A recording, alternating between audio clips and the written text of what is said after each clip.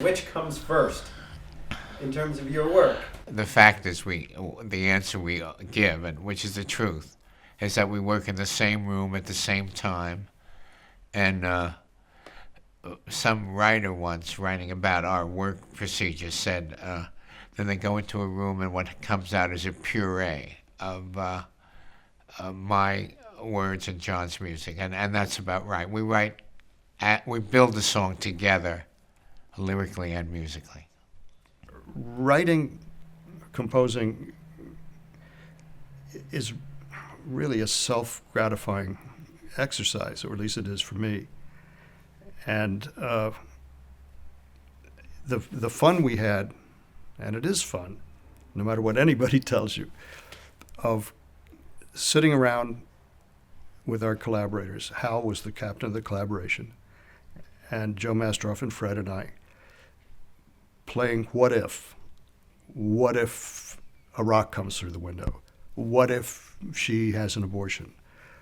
What if we take all of those Berlin songs we wrote and have them sung by one person? And what if we call him the MC? That's really fun. You don't think at the time that you're having those conversations that it has any significance beyond the piece itself. I think the mutual respect people have for each other, and that's what makes it click. If you respect your collaborators, and they respect you, the piece is going to be better than it might have been when there's no harmony, when there's disrespect, when there's friction.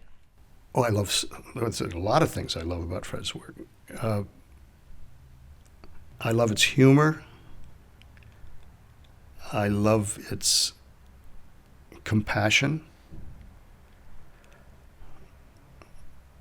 I love the fact that he can rhyme like I love the fact that he can improvise in a way that absolutely astounds me.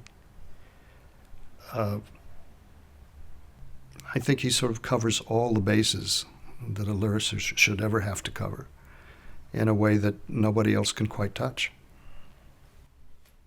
I think John is smart.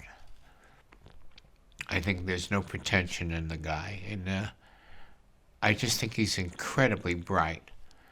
And he's musically so gifted that he makes everything I write sound better than it might have sounded in the hands of someone else. And I think vamps that he creates for songs, musical settings that he gives my words are just without question the best that it could be. And I'm so pleased and proud that he thinks enough of me to keep working with me, because that's how I feel about him. I just think he's the best, and I'm lucky to have him. I think that what's kept our collaboration working all these years is because it's really fun. I think whatever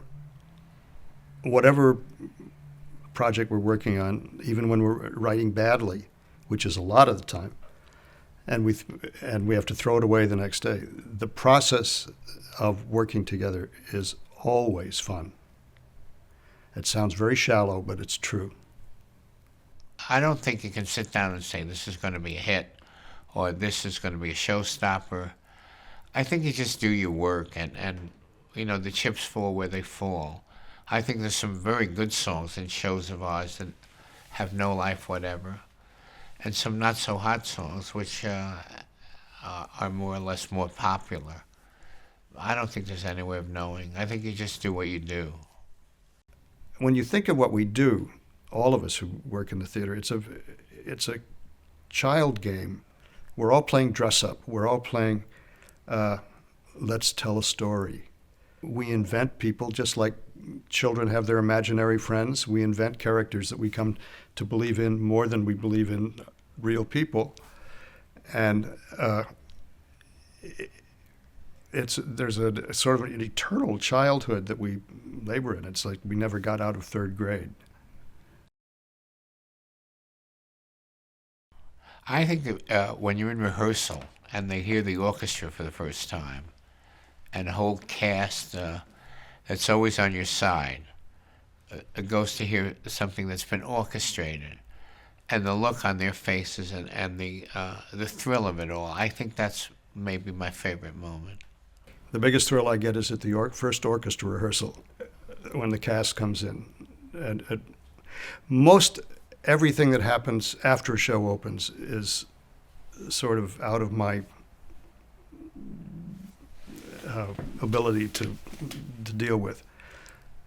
What goes on in rehearsal and in the final days of rehearsal, and when you finally put it together, or when you're in a studio and you see the whole piece running for the first time, that's exciting.